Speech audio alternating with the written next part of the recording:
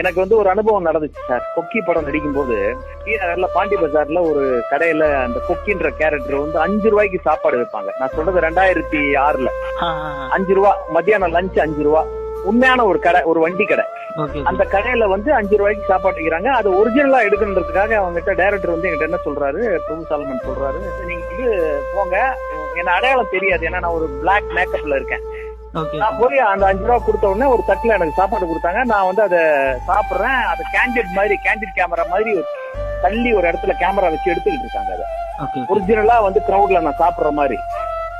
அந்த சாப்பாடு நான் சாப்பிட்ட போது அந்த சாப்பாடு வந்து எனக்கு வந்து அந்த 5 ரூபாய்க்கு ஒரு சாப்பாடு கொடுக்குறாங்க. ஆனா அது வந்து மக்கள் சாப்பிடுறாங்க. நம்ம ரொம்ப டேஸ்டா இருக்கணும், இதுவா இருக்கணும் நம்ம நினைக்கிறோம் லைஃப்ல.